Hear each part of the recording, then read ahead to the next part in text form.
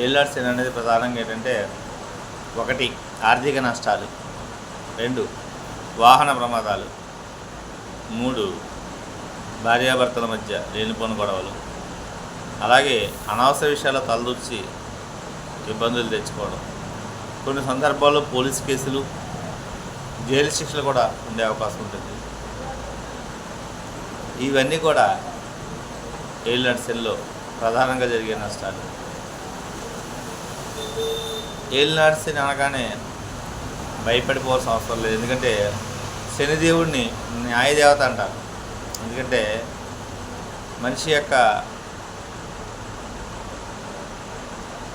తప్పుడు మార్గం నుంచి మంచి మార్గంలో పెట్టే దిశగా శని ఎక్కువగా మనకి ఈ శని ఏలినాటి శని కాలంలో జరిగే అనుభవాలను బట్టి మనం మంచి మార్గంలో పయనించే అవకాశాలు ఉంటాయి. ఎందుకంటే డబ్బుని ఎలా మనం ఖర్చు పెట్టాలి అనేది మనం సరిగా అవలంబించం. ఎందుకంటే డబ్బున్నోడు మనకి యాక్చువల్గా ఎలా ఖర్చు పెట్టాలో ముందుగా తెలియాలి. సో ఏలినాటి శనిలో మనకి డబ్బు లేకుండా చేయడం వల్ల, సమయాన్ని డబ్బు అందుకోవడం, డబ్బు లేకుండా అవడం వల్ల డబ్బు విలువ తెలుస్తుంది. నేను ఎవరిని విమర్శించట్లేదు. కొంతమంది చూడండి, డబ్బు మరి ఎక్కువైపోతాడు, రూపాయి నోటుతోటి సిగరెట్ వెలిగించుకుంటూ ఉంటాడు. ఎందుకని? డబ్బు తల్లికి విలువ తెలియట్లేదు. అదే వ్యక్తికి ఏలినాటి శని వచ్చి డబ్బులు లేకుండా అయిపోయేటప్పటికి కింద పడిపోయిన రూపాయి కాసులు కూడా తీసుకుని కళ్ళగద్దు జేబులో వేసుకునే పరిస్థితి అనేది ఏర్పడుతుంది. ఈ విధంగా మనకి శనిదేవుడు మనలో కొంత నెగిటివిటీని పోగొట్టి పాజిటివ్ అనేది ఎక్కువగా మనం వచ్చేలా చేయడంలో శనిదేవుడు ప్రధాన పాత్ర పోషిస్తాడు. అలాగే ఏలినాటి శనిలో ప్రధానంగా చేయాల్సిన రెమెడీస్ ఏంటంటే, తంత్రశాస్త్ర ప్రకారం చిన్న రెమెడీ.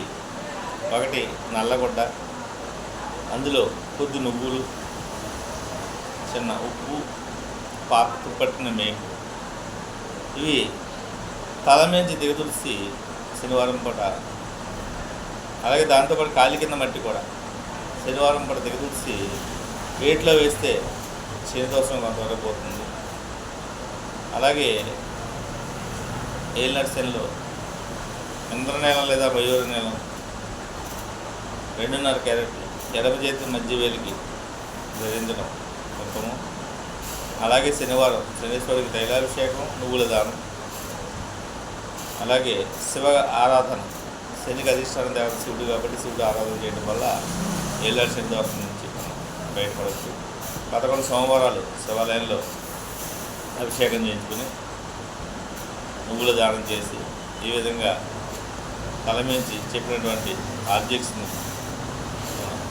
దిగదుర్చి భారీ నీటిలో పారవేయడం ద్వారా ఏలినాటి శని మనం సెలవులు పోగొట్టుకోవచ్చు. మళ్ళీ వీడియోలో మళ్ళీ కలుద్దాం. Thank you.